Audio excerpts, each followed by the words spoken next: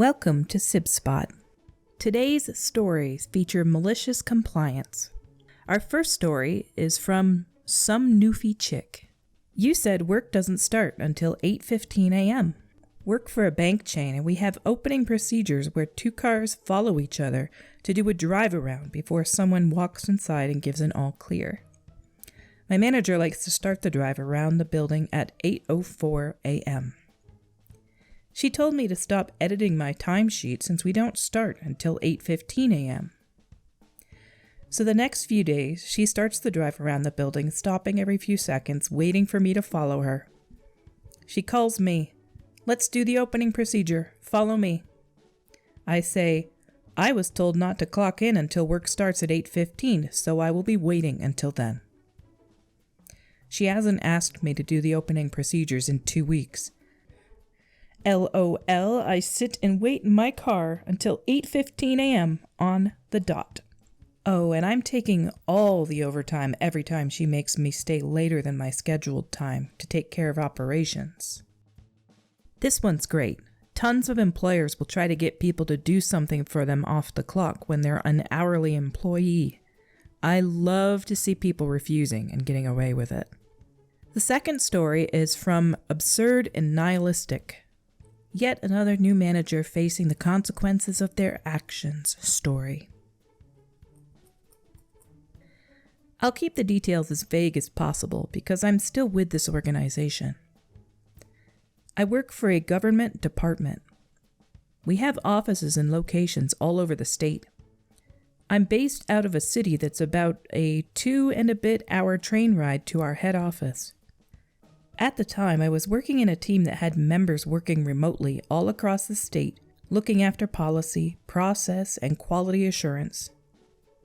Our old manager had gone and gotten himself promoted for being genuinely brilliant at his role. So our new manager, Steve, was hired in from the glorious world of banking, and he was here to whip us lazy public servants into shape. A few days after he began his role, he called us all to a teleconference to inform us he wanted all of us to be at the head office at 8 a.m. tomorrow morning for an all-day in-person team meeting. He wanted to see us in meat space to size us up, understand what we were doing, and see where we weren't keeping up with the private sector. As I mentioned, due to the nature of the work we were doing, we were all across the state. So in-person whole team meetings were rare, and if they occurred at all, they were booked in weeks in advance. We were all adept at video conferencing long before COVID. Some of us tried to tell our new high-flyer manager that almost none of us were in the same city as him, and to be there on such short notice would mean travel expenses, meal allowances, overtime, etc. He didn't seem to care, told us in no uncertain terms to just be at the head office tomorrow at 8 a.m. before abruptly hanging up. Now, I should explain something. I'm one of a handful of union delegates in our department. I know our award back to front, specifically the sections dealing with travel, allowances, and overtime. So I engaged malicious compliance mode. If Steve wanted us there, fine, but it'll cost him. So I quickly went about emailing my team what Steve had done by requiring us to be in the head office at 8 a.m. and what to do. Because we'd have to travel outside normal work hours, our workday clock started ticking the moment we left our homes and only stopped once we got home. Some of our team traveled overnight. They were entitled to overtime travel, a dinner allowance, and accommodation for the night, and the same returning. As someone traveling in the morning before 7 a.m., I was entitled to a breakfast allowance, a lunch allowance, and if I got home after 9 p.m., a dinner allowance also. So I left my house at 5 a.m. to catch the only train that would get me there in time. The train was running slightly behind, but I made it in time. So my first 3 hours of work day down, and I'd done no work.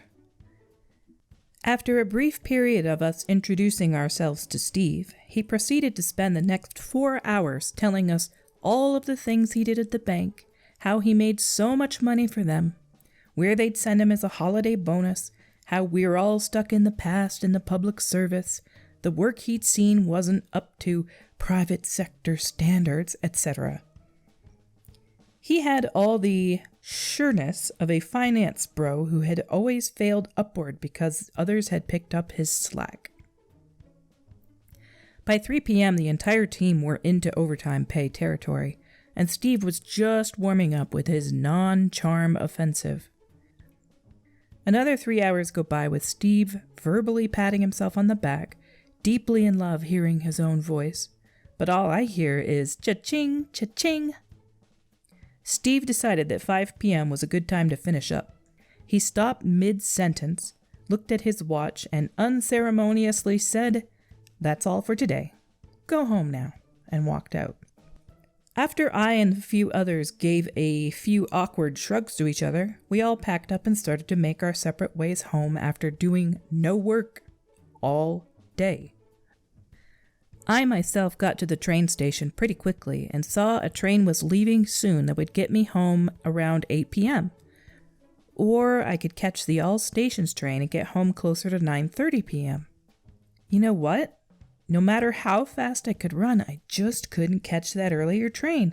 Darn, I'd just have to catch that all stations train and be on the clock for another hour and a half. Plus, have my dinner paid for. Such rotten luck. I submitted my claims the next day, 4.5 hours at double rate, my train tickets, my taxi fares to and from the train station, my breakfast, lunch, and dinner allowances. For me alone, it was close to a $500 expense claim. The rest of my team followed suit and ensured they'd claimed everything too. Steve tried to fight us on approval for the claims, but quickly learned that unlike the world of banking, most public servants are unions. And we'd raise living heck if he denied our award-guaranteed allowances. His all-day Steve Fest symposium blew a good $6,000 hole in his budget. Needless to say, while Steve was our manager, he never required us to attend an in-person meeting again. Video conferencing was just fine. He only lasted 6 months before leaving for new opportunities. He just went back to his old job at the bank. Guess he was the one who couldn't keep up. Imagine if the company had just tried forcing people not to be paid for all this travel and overtime. Without unions, they'd get away with it, and you'd basically be paying them $500+ to work there that day. The third story is from Mouthword Pasta. We can only make popcorn in the office on holidays? Okay. Happy National Crayon Day. This story is about one of my mother's coworkers. Basically, her office had a popcorn machine. This particular coworker had a habit of abusing the popcorn machine and making popcorn on a regular basis. He abused his popcorn privileges so often that the office put a memo stating the popcorn machine was now reserved for birthdays and holidays only. Popcorn could no longer be made on any normal day. This is where the malicious compliance came in. This coworker began sending emails out to everyone along these lines. It's March 31st. Happy National Crayon Day. I have made popcorn in the break room. It's April 2nd. Happy Peanut Butter and Jelly Day. I have made popcorn in the break room. It's April 3rd. Happy Pony Express Day. I have made popcorn in the break room. All of these emails would contain links to articles proving that these were legitimate holidays. Nobody fought him on this. This madman just kept making popcorn whenever he pleased, so long as he could prove that the day was some form of holiday.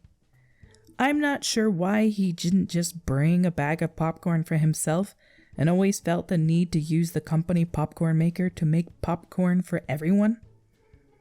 There are many things I will not know about Popcorn Man, but whenever I'm celebrating National Adopt a Ferret Day, I eat some popcorn in celebration of him. I mean, they aren't wrong. Most days have a holiday. Might as well make use of them. The fourth story is from Corby157. You only want men? Okay. I used to work for a temp agency. We specialized in labor and construction work, but really, if I had notice, I could recruit for any type of work. We had customers that often needed work with different skills and tickets, and some customers were just downright misogynistic. One customer called later in the morning and said he needed 2 workers and would only accept men. I explained that due to timing, I didn't have many workers available at short notice, but I have 2 women available that are very seasoned and strong with great work ethic. He declined. So I sent him the other 2 men I had in the office who were 2 of the laziest workers I had, hence why they were not already dispatched. The customer called me at the end of the day and said he needed 2 workers again tomorrow, but not those 2 as they were horrible. I again offered the ladies and said how they'd been praised for their past work. He begrudgingly agreed. The next day he called and said how they were some of the best workers he had ever had. They ended up working for him for 3 months, and he eventually hired them. I see tons of industries dominated by men. I know ones run by sexist men that think women are dramatic and cause bad vibes at a workplace. It can happen, but you can get just as much drama from a man as from a woman. Just as much weakness, just as much slack from a man. Sexism is likely to be an issue until humanity ends. I don't see it resolving itself anytime soon. We've come to the end of our journey for stories today here at SipSpot. You know the routine. Until we meet again, have a great day.